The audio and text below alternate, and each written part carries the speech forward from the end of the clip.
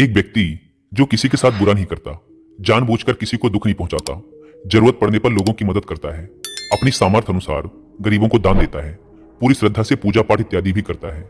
लेकिन जब ऐसे व्यक्ति के साथ कोई अनहोनी, बड़ी दुर्घटना, अन्याय या कुछ गलत होता है तो लोगों के मन में सिर्फ एक ही प्रश्न उठता है कि अच्छे लोगों के साथ ही बुरा क्यों होता है।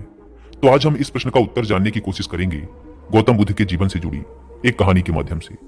गौतम बुद्ध के समय में उनका एक अनुयायी हुआ जिसका नाम था महाकाल। महाकाल सच में एक बहुत ही अच्छा और धार्मिक व्यक्ति था। वह लोगों की मदद करता, गरीबों को दान देता, किसी के साथ अन्याय नहीं करता और बुद्ध द्वारा बताए गए पंचशीलों का पालन करता। सीलों का पालन अर्थात हत्या नहीं करना, चोरी नहीं करना, व्यभिचार नहीं करना, झूठ नहीं बोलना और नशा नहीं करना। इसके साथ ही वह बुद्ध द्वारा बताए गए ध्यान और साधना का अभ्यास भी करता। वह हर पूर्णिमा और अमावस्या को बौद्ध आश्रम में होने वाले उपोषण में हिस्सा लेता और पूरी रात बुद्ध के प्रवचन सुनता। ऐसे ही एक अमावस्या के दिन उसने उपोषण किया और रात को बुद्ध के प्रवचन सुनने लगा। भोर सवेरे जब बुद्ध के प्रवचन समाप्त हुए तो आश्रम से निकलकर वह पास के ही तालाब में नहाने के लिए चला गया। उसी रात उस गांव में कुछ चोर एक घर में चोरी करने के लिए घुसे हुए थे। जब वो चोरी करके भाग रहे थे तो गलती से एक चोर का पैर बर्तनों से टकरा गया और बर्तनों की आवाज से घर के लोग जाग गए। चारों तरफ हल्ला मच गया कि गांव में चोर घुसे हैं। मोहल्ले भर के लोगों ने चोरों का पीछा करना शुरू कर दिया। कुछ देर तक तो चोर गहने जेवरात की पोटली लेकर भागते रहे, लेकिन जब उन्हें महसूस हो गया कि अब बचना संभव नहीं है, पकड़े जाएंगे, तो तालाब के पास से जाते हुए चोरों ने सारे गहने जेवरात महाकाल के कपड़ों के पास फेंक दिए और वहां से भाग गए।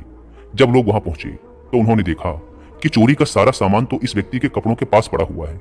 सभी लोगों ने महाकाल को ही चोर समझ लिया और तालाब से बाहर निकालकर उसे मारना शुरू कर दिया।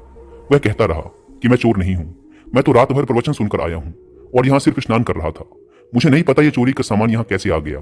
लेकिन भीड़ ने उसकी एक न सुनी और यह कहते हुए और मारने लगे कि अच्छा, चोरी करने के बाद अब नाटक कर रहा है कि मैं अच्छा आदमी हूँ, प्रवचन सुनकर आ रहा हूँ।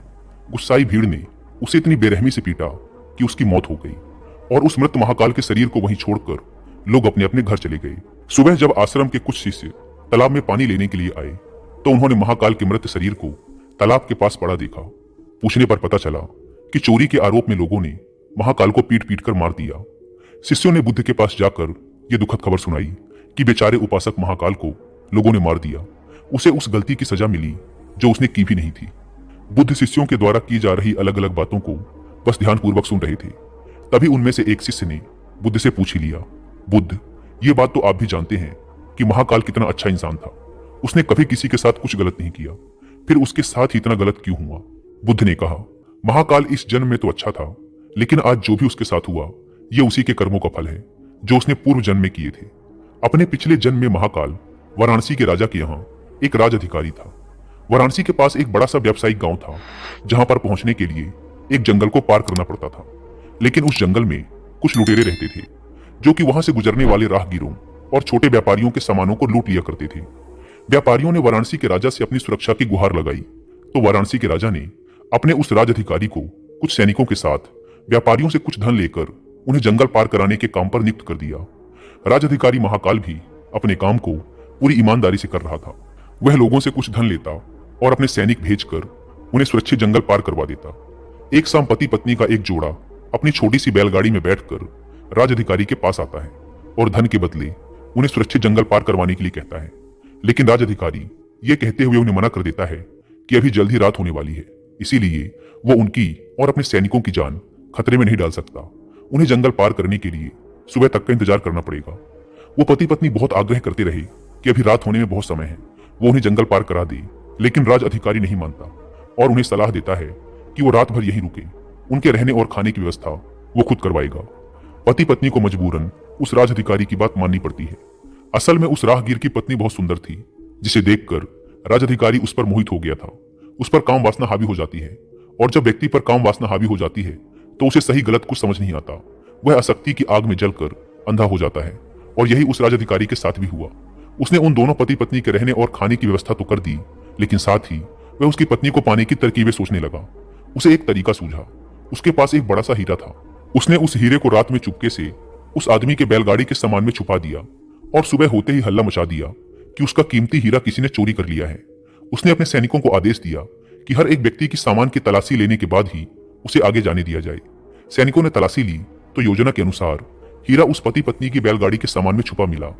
राज अधिकारी उस व्यक्ति को सभी के सामने यह कहते हुए पीटने लगा कि मैंने तेरे रहने और खाने की व्यवस्था की और तूने मेरे ही साथ गद्दारी की। उसके साथ उसके सैनिक भी उस आदमी को पीटने लगे और पीटते पीटते उस व्यक्ति की वही मौत हो गई। बाद में राज अधिकारी ने अपने रुतबे और दौलत के दम पर उस स्त्री को अपनी पत्नी बना लिया, क्योंकि पिछले जन्म में महाकाल ने सिर्फ उस स्त्री को प्राप्त करने के लिए उसके पति पर झूठा आरोप लगाकर बेवजह उसकी निर्मम हत्या कर दी थी। इसीलिए पिछले जन्म में ही उसकी मृत्यु के पश्चात उसे नर्क प्राप्त होता है और नर्क में बहुत दुख भोगने के बाद उसे यह इंसानी जीवन मिलता है। लेकिन इस जीवन में भी उसके पिछले कर्म उसका पीछा नहीं छोड़ते और उसके साथ भी वैसा ही होता है जैसा उसने उस स्त्री के पति के साथ किया था। महाकाल को उस चोरी की सजा मिलती है जो उसने की भी नहीं थी। उसने इस जन्म में तो अच्छे कर्म किए थे, लेकिन उसके पिछले जन्म के बुरे कर्मों की वजह से आज उसकी ये दुर्गति हुई है। बुद्ध ने आगे कहा, तो भिक्षुओं, अगर इस जन्म में किसी अच्छे व्यक्ति के साथ बुरा होता है तो यह उसके पुराने जन्मों के पाप ही होते हैं, जिनका फल उसे इस जन्म में भुगतना पड़ रहा है। इसीलिए मैं तुमसे कहता हूं कि अपने आज के कर्मों को सुधारो, ताकि तुम्हारे आने वाले जन्म भी सुधर जाएं।